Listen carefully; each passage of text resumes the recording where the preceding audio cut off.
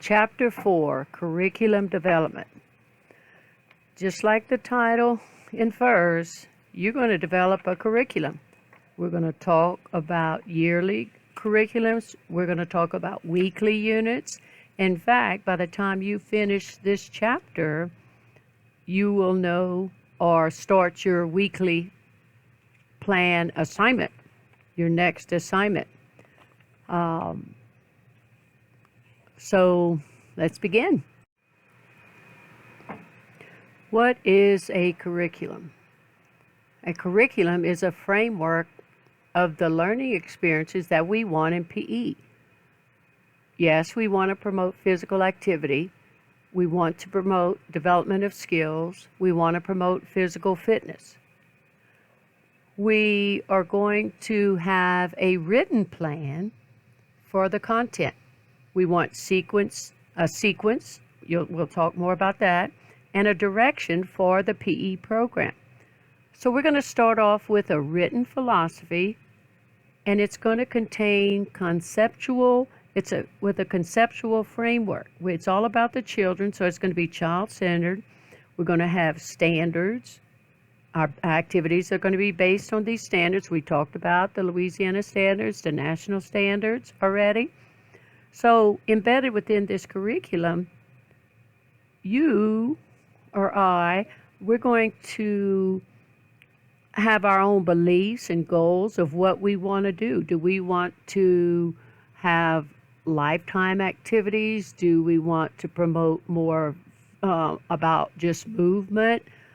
What is your values? And that's going to be your value orientation, your personal and professional beliefs in determining this curriculum.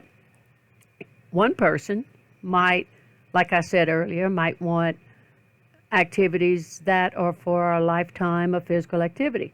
Another person might want team sports. So you have several different types of value orientations. What I do want you to know that they talk about on page 66 is this text used what's called a broad-based multi-activity model. And that multi-activity model focuses on promoting physical activity, developing physical skills, and building positive attitudes about physical activity. So this multi-activity model uses units of physical activity as the core. Your units might vary from 1 week to 3 weeks. Depends on what you're doing. I like to do 1 week in the early part of the school year in August when it's hot, and then I might follow up with the same unit but a progression to it in May or April. So 2 weeks out of the school year, the 36-week school year, you might do 2 weeks on, let's say, parachutes. One in the fall, one in the spring. I want you to know the units are typically arranged with a balance. You definitely want a balance from categories such as lifetime activities, team sports, rhythmic activities, personal fitness activities, recreational activities, and low organized games. And if you look at these units that I just said, that's what I try to gear my 10 activities outline on, following these units, trying to incorporate these units in the PE curriculum. When designing a quality curriculum, these are the 7 steps to actually constructing a very meaningful, well-planned curriculum. If you look at the first 4 steps, the philosophy, the conceptual framework, environmental factors, standards and objectives, these 4 steps actually focus on designing a framework for selecting the curriculum activities. But these 4 steps are often ignored. When we design a curriculum, if we design it without our framework, it's like building a house without blueprints. We're going to go into each one of these steps in great detail, But what you need to realize now is these first 4 steps, that develops your focus, your direction, and what are you wanting? Are you wanting a sports model?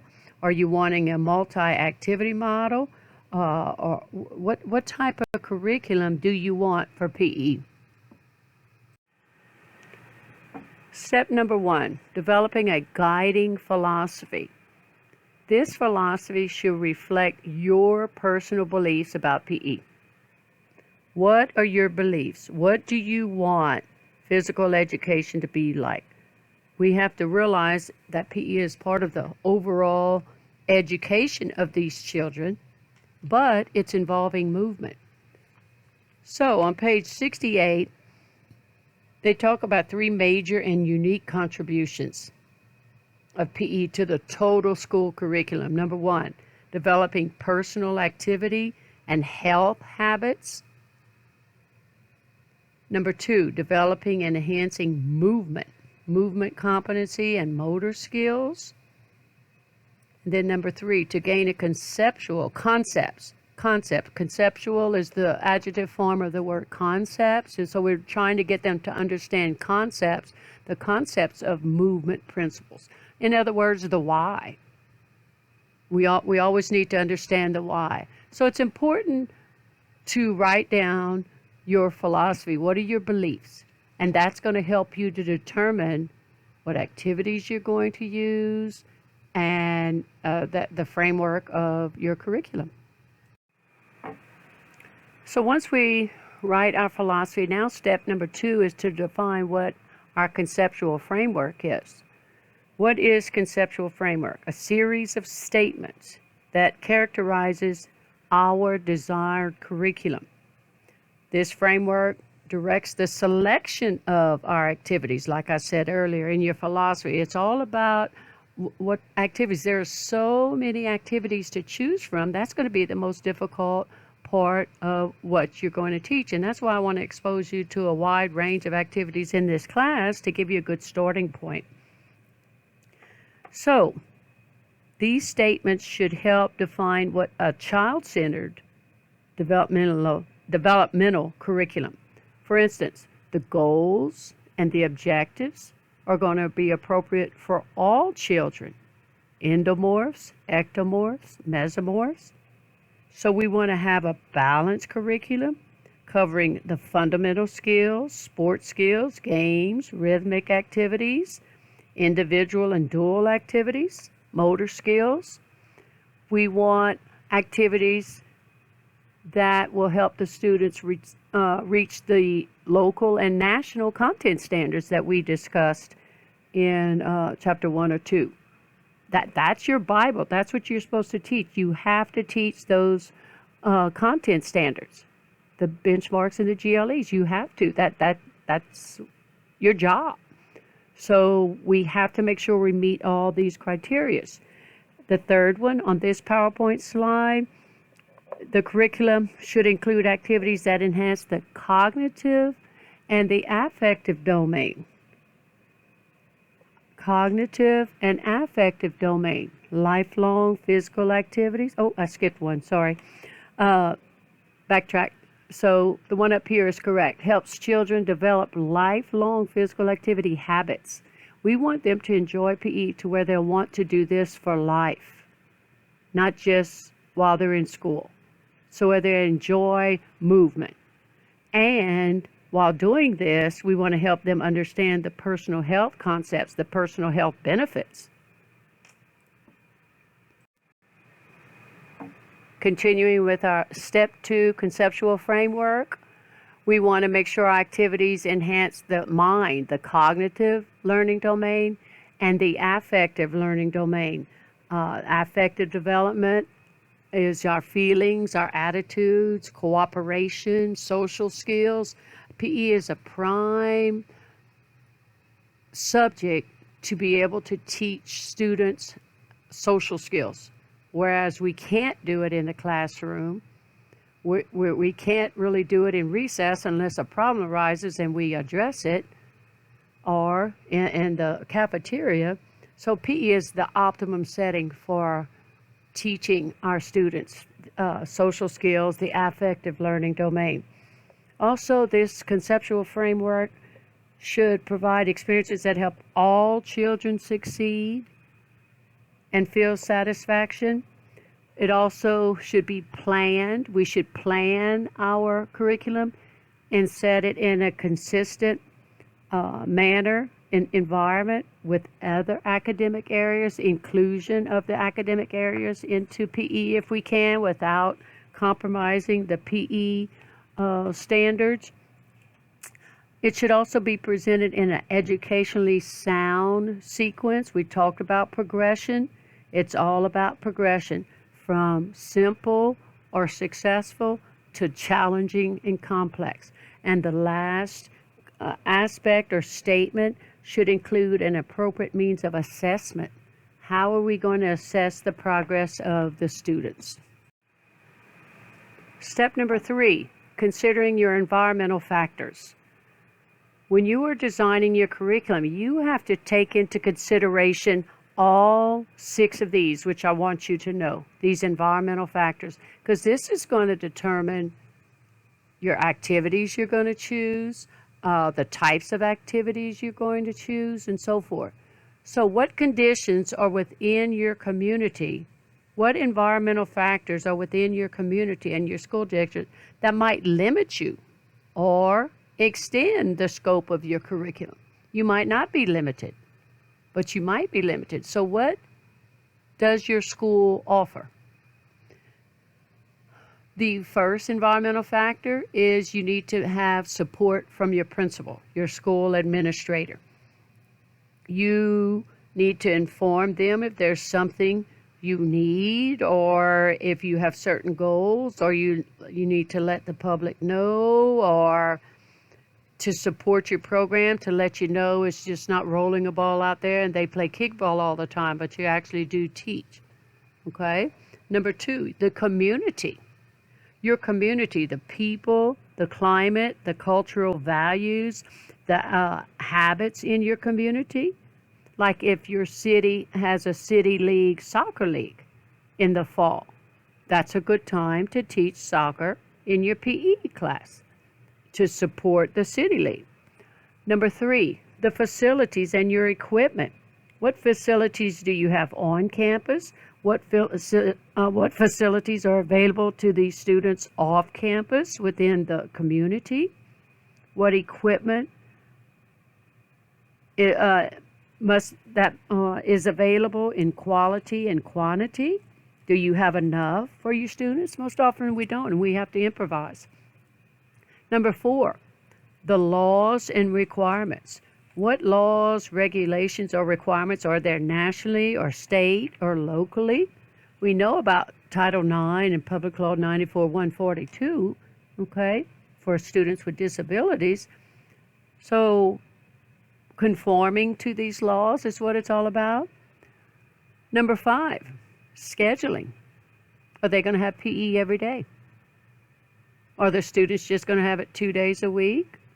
Is that all you're able to do because of all the other requirements that are put on you as a classroom teacher? So what schedule are you going to have? This is definitely going to affect your PE curriculum. And then last but not least is budgeting and the budget and the funding. Is there any money allocated to purchase new equipment? Probably not. So what are you going to do? Are you going to have a fun day at the end of the school year? One of the last days of the school year when all of you classroom teachers don't have anything for the kids to do because you started already cleaning, putting everything up? You could have a fun day, and you could sell snow cones, the popcorn, water, whatever, and have a bunch of little games set up for all the different grades, and get that organized and make some money and buy a big parachute, a new parachute, or buy scoops and balls or whatever it may be. Or the cup stacking, $360, I think it is to buy a big tub of cups. So maybe, you could do something every year to buy that. So this is step number 3 that's definitely going to affect your philosophy and your conceptual framework. Step number 4 in designing your curriculum is where we're actually going to determine our content standards.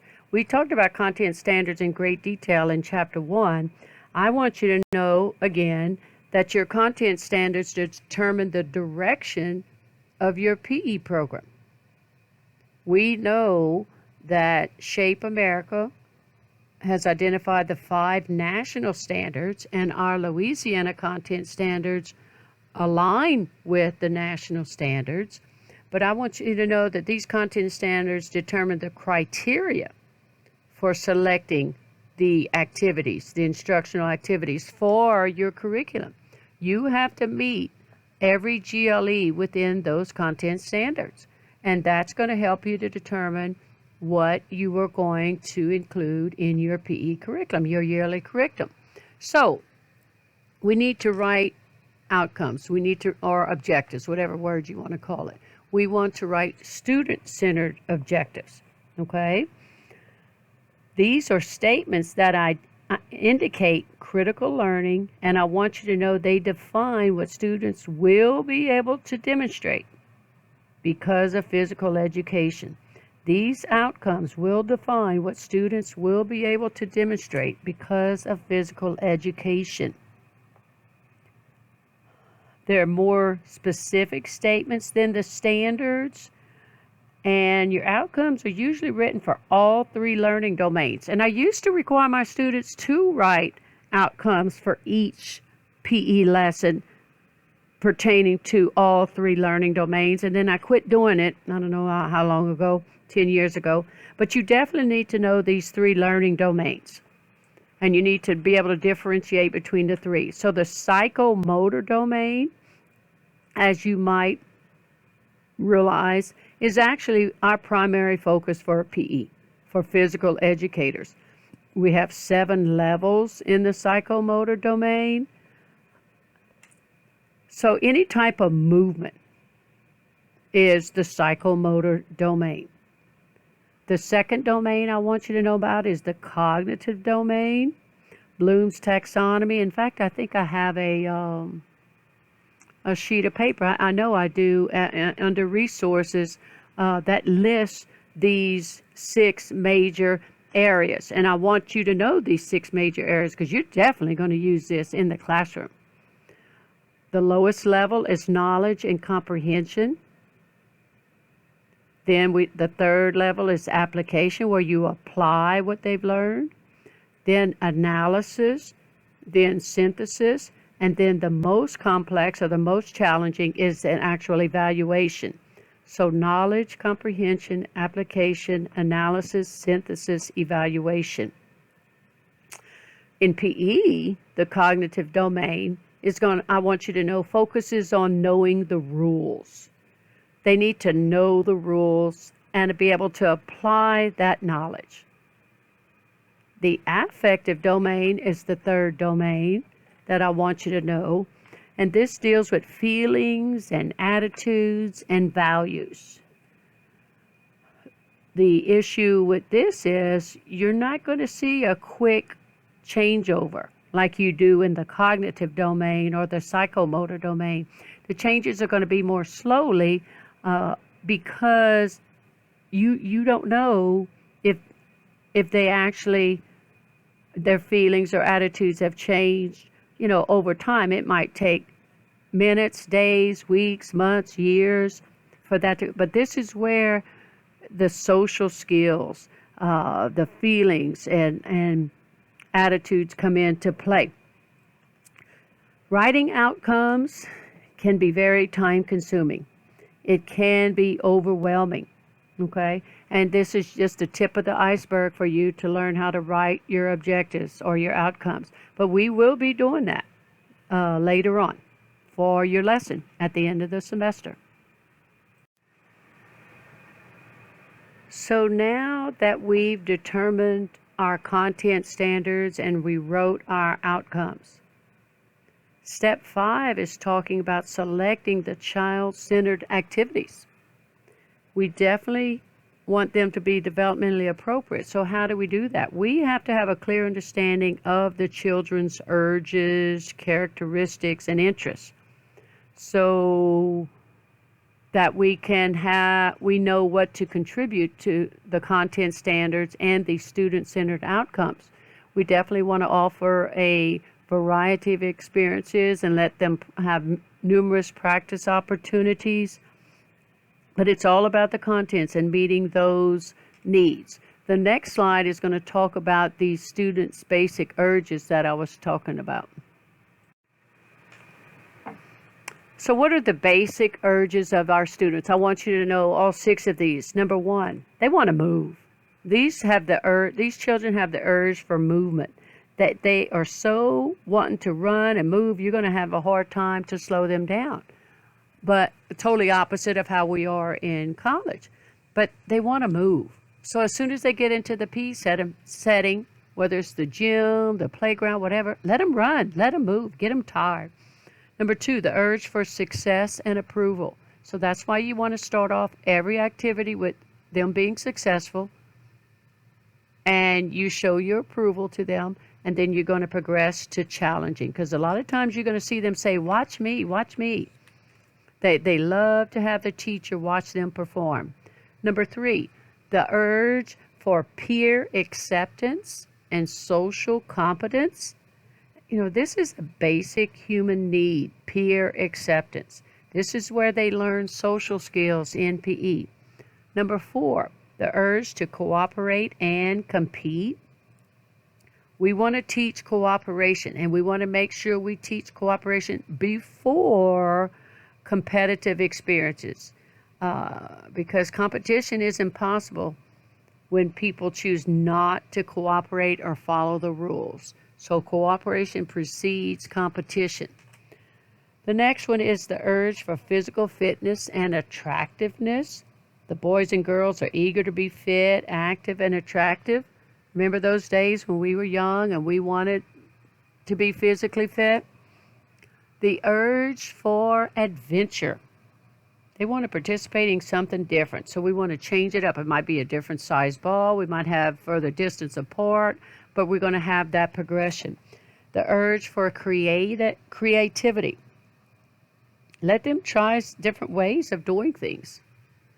And then also the urge for rhythmic expression. I want you to know you want to offer a variety of rhythmic activities. I want you to know that you need to emphasize the natural rhythm. For instance, walking is rhythm. Running, skipping, there's numerous, bouncing a ball, there's all rhythm to that. I want you to know the urge to know. They're naturally curious. They want to know why. And then the last one I want you to know is to understand the characteristics and interests of children. These urges of children represent broad traits that are typical of children, regardless of their age or sex or race. Okay? On page 73, they have the psychomotor domain, the characteristics and interests for developmental level 1, the cognitive domain for developmental level 1, K through 2, and the affective domain, developmental level 1. Then on page 74, you have developmental level 2, the same thing, the psychomotor, cognitive, affective. And then you have developmental level 3, grade 5. So here we have it. We finally have it in black and white, the developmental levels 1, 2, and 3, what grades are appropriate for each developmental level, and then the approximate age group. So you need to know this. Developmental level 1, grades K through 2. Developmental level 2, grades 3 and 4. Developmental level 3 is grade 5 for us. We do not teach elementary education to 6th graders. Step number 6 is organizing our activities into units. Remember, I told you at the end of this chapter we're going to talk about weekly units. You're going to design a weekly unit. Well, we want to group our activities by grade or developmental level. You are going to do it by grade, but you could do it by developmental level K through 2, which is how the content standards are, 3rd and 4th, and so forth. So what do I want you to know about developmental level 1? I want you to know you do a lot of activities that are individual in nature. The kids are going to do it by themselves. Now, by second grade, no, that you could do partners and such, but it's better to do individual activities on most of these things.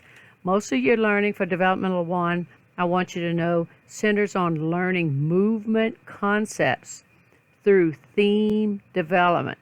Movement concepts like slow, fast, quick, or high, low, over, under, movement concepts. Also, it's about body identification, teaching the parts of the body, and so that the students can have some joy in it and personal benefits of that physical activities, positive behaviors. What do we want to know about developmental level 2, grades 3 and 4? Here, I want you to know the students are going to refine those fundamental skills that they learned in developmental level 1. And now they're going to begin to develop the ability to perform specialized skills. I also want you to know this is where they practice manipulative skills, objects. They're going to explore and create without activities without fear. And this is where we're going to do more cooperation with our peers, because remember, development level 1 was more for individual activities. What do I want you to know about development level 3? This is where the students will have an emphasis on specializing their skills in sports activities that they learned in the 3rd and 4th grade, development level 2. Because remember, specific sports skills are not learned till development level 2. Yes, we can introduce how to toss the ball or roll the ball or kick the ball in development level 1, but not in a sport activity or a sport environment. In development level 3, this is where your football, basketball, softball, track, volleyball, hockey, this is where you add to it to where they can improve those sports skills and actually have some strategy involved with it. So, after you assign activities to the developmental levels, now you need to organize the activities in each unit in order of difficulty, starting with easiest and working our way to mastering it and finishing it off with the most difficult. So another element that you might want to include in your instructional unit is your teaching hints. Our next slide is going to show an example of a year-long curriculum.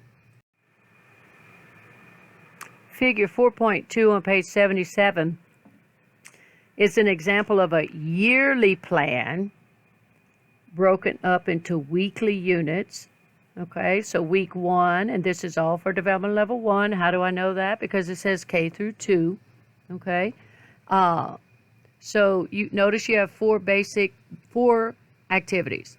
First, it's your introductory activity, followed by fitness development, followed by lesson focus, and then followed by your closing activities.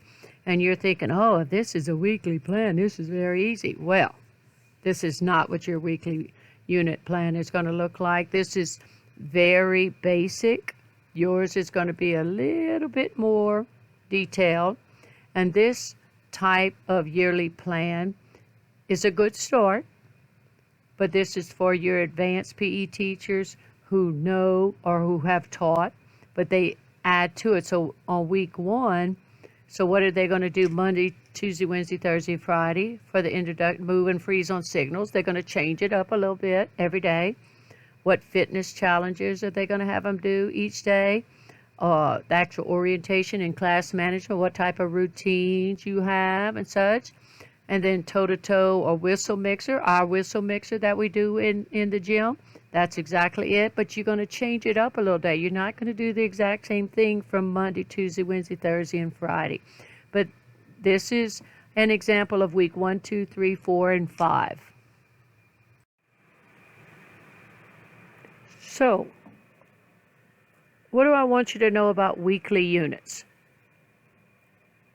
When you're organizing your curriculum into weekly units, you want to have your instruction to focus on the same activity over the entire week, like you just saw on the previous slide.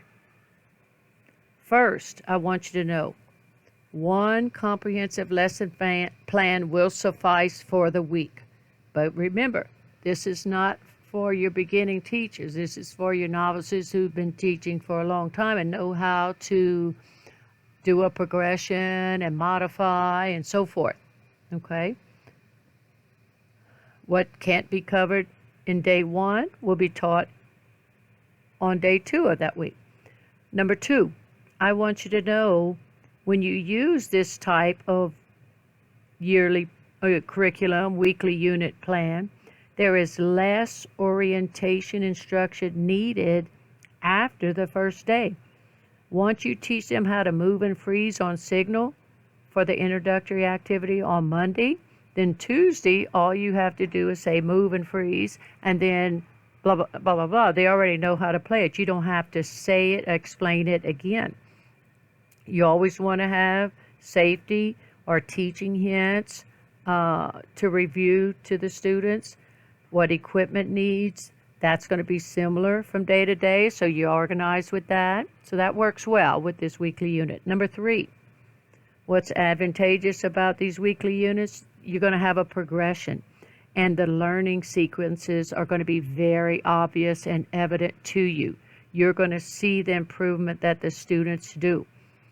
I don't know if you remember from the previous slide, they talk about the lesson focus. So you're going to begin with skills that they are going to be successful at, and then you're going to progress throughout the week to where you're going to challenge them. Okay? The challenge could be a progression from dominant to non-dominant, but you definitely want to build your instructional sequences for each day based on what you did the previous day. Review what you did the previous day, and then add to it the second day, on 3rd, 4th, and 5th.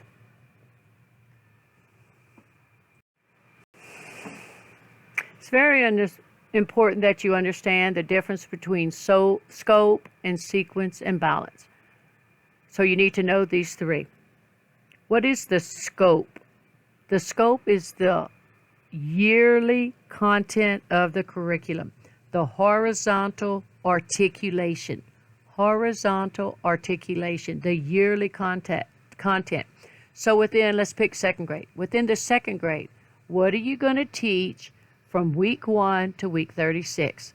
That is the scope, horizontal, within each grade. What are you going to teach with the 3rd graders, 4th graders, and 5th graders? So that is the scope. Sequence is the vertical articulation. The vertical articulation. So what is covered from year to year? The skills, the activities. What is covered from 2nd grade to 3rd grade? A progression. From 2nd to 3rd. A progression from 3rd to 4th. A progression from 4th to 5th. When you design your weekly unit, you're going to do a weekly unit for, let's say, 1st grade. But then you're also going to do this vertical articulation, the sequence, and you're going to take a lot of the basic activities you taught or put in your 1st grade, and then you're going to add to it to show a slight progression for 2nd graders. So we cover the scope by the horizontal articulation, the content within, let's say, 1st grade. And then we're also going to cover the vertical articulation, the sequence, by doing 2nd grade as well. So that's going to be your next assignment. Then what is balance? We want to make sure we ensure that all the objectives in the program receive adequate coverage. Adequate coverage. Alternating units based on the type of student interaction, meaning individual or partners or small groups or large groups. Okay, we want to balance. We're going to alternate the units. Scope, sequence, and balance. Okay, so steps 1 through 6, You developed your philosophy, your conceptual framework, your activities. You categorize them according to developmental levels and such. And you did all about the weekly units, and you did from week to week to week. Okay? Now you've designed your curriculum. So after you've designed your curriculum, after you've taught your curriculum for a year, step number 7 is to evaluate. And this is where you might have to modify. A good teacher is going to modify. It might be small modifications. It might just be tiny tweaks here and there. It might be major. It might be moving from here to there. You might get some good ideas from somebody else. It just depends. But a good teacher is going to make the changes. So how are we going to evaluate our program?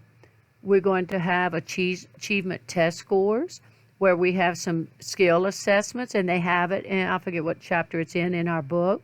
There are also some subjective assessments, the likes and dislikes, the values, the problem areas, what's needed, what adjustments are needed, the schedule, evaluating your schedule, your limited area.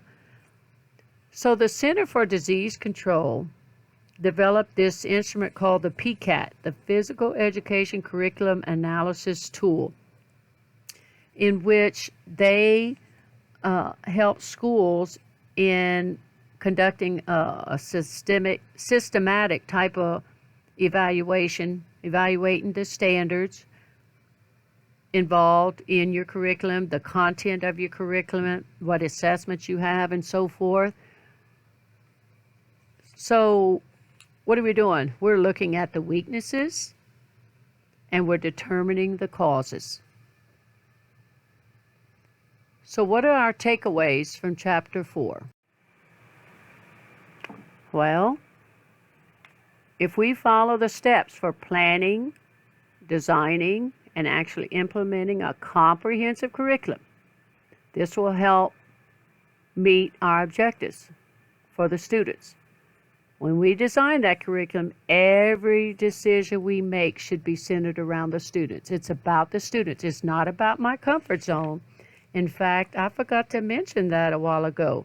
Now that I think about it, when we talked about the urges of the students, I forgot to mention there that none of these, no, step 3 is where it is, not the urges. Step 3, considering the environmental factors. Nowhere did I mention the teacher's interests. That is not an environmental factor. The administrator, which is the principal, the community, facilities and equipment, laws and requirements, scheduling, budgeting. But nowhere did I say anything about the teacher's interests. It's not about us. It's about the students. So when we're developing the units and our daily lesson plans, our objectives, our curriculum objectives should be at the forefront of our decisions. So if we have to revise, which we should, because I revised these my 10 activities outline over the years to where I got it to where I like it, but I modified it. I used to have a lot more sports, and now I condensed that to only 3 of the 10. And I realized I needed rhythmic. Realized I needed integration. I realized I needed more manipulative. So you modify. That's the mark of a good teacher, that she does recognize it and make the changes. So revising the curriculum is an important final step if we want to develop a quality PE curriculum for the students to be successful, just like in the classroom with your other content areas, your subject areas. A good teacher is going to make sure that they make some little revisions or notes of what worked or didn't work. These questions here for review and reflection would make some interesting discussions in the classroom. What is your value orientation for PE? A lot of this is going to be determined by what type of PE did you have growing up, and did you enjoy it? Number 2, is it important to you to have a quality curriculum? And there's all kind of curriculums out there. You might just have to tweak some, and you don't have to start from scratch. Number 3, the environmental factors. Look at your country schools, look at your city schools, the urban schools. That definitely is going to affect the curriculum. Number 4, the common components of a quality PE program. What are they? Who should be involved? If you can sell your principal audit, you could have some nice equipment or some equipment at all. So this concludes Chapter 4.